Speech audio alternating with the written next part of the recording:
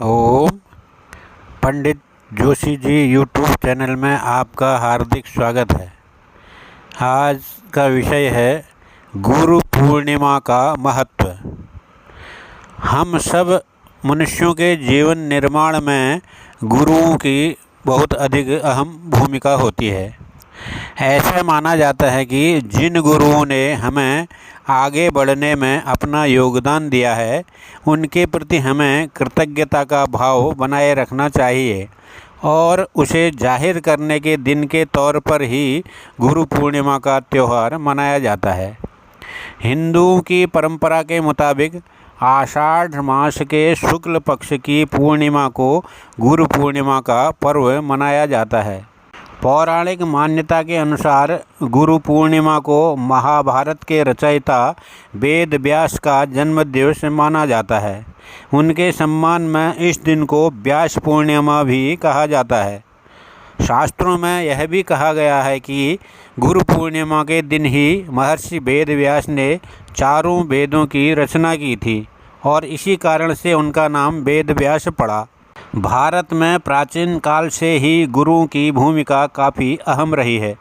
चाहे प्राचीन कालीन सभ्यता हो या आधुनिक दौर, समाज के निर्माण में गुरुओं की भूमिका को अहम माना गया है।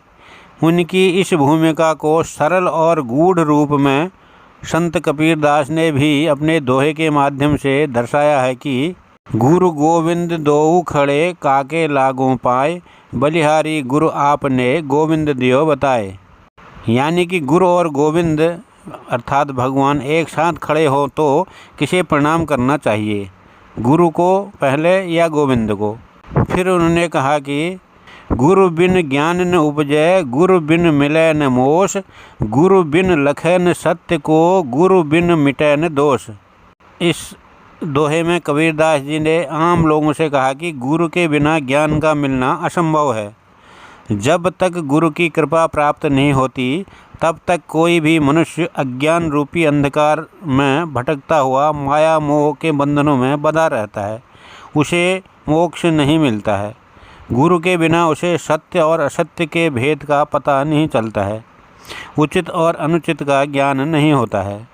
पौराणिक कथाओं के मुताबिक जगत गुरु भगवान शिव ने इसी दिन से सप्त ऋषियों को योग सिखाना शुरू किया था। गुरु पूर्णिमा का त्यौहार भारत ही नहीं बल्कि नेपाल और भूटान में भी बड़े पैमाने पर मनाया जाता है। नेपाल में गुरु पूर्णिमा को शिक्षक दिवस के तौर पर मनाया जाता है। हालांकि भारत में शिक्षक दिवस गुरु पूर्णिमा के दिन नहीं बल्कि प्रत्येक वर्ष 5 सितंबर को मनाया जाता है। बौद्ध धर्म को मानने वाले भी गुरु पूर्णिमा भगवान बुद्ध की याद में मनाते हैं। उनकी मान्यता के अनुसार भगवान बुद्ध ने इसी दिन उत्तर प्रदेश के सारनाथ में अपना पहला उपदेश दिया था।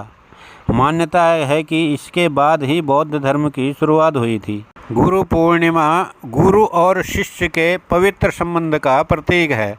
इस दिन शिष्य अपने गुरु के प्रति कृतज्ञता व्यक्त करते हैं और उनके ज्ञान और मार्गदर्शन के लिए उनका सम्मान करते हैं। हर इंसान के जीवन में कोई न कोई गुरु अवश्य होता है। खास बात यह है कि जो किसी को गुरु नहीं मानता है वो भी किसी न किसी से अपने जीवन में सीखता है। हम सब के जीवन में कोई न कोई हमारा आदर्श जरूर होता है, वे भी हमारे गुरु के ही समान होते हैं। गुरु पूर्णिमा के दिन सभी लोगों को अपने गुरु के प्रति सम्मान व्यक्त करना चाहिए। ऐसा करने से न सिर्फ केवल गुरु और शिष्य के बीच का संबंध ही अच्छा होता है बल्कि दोनों को एक दूसरे के प्रति सम्मान और भी बढ़ जाता है। गुरु पूर्णिमा के दिन सभी को सात्विक आहार ग्रहण करना चाहिए। तामसिक भोजन से हमेशा दूर रहना चाहिए। ओम।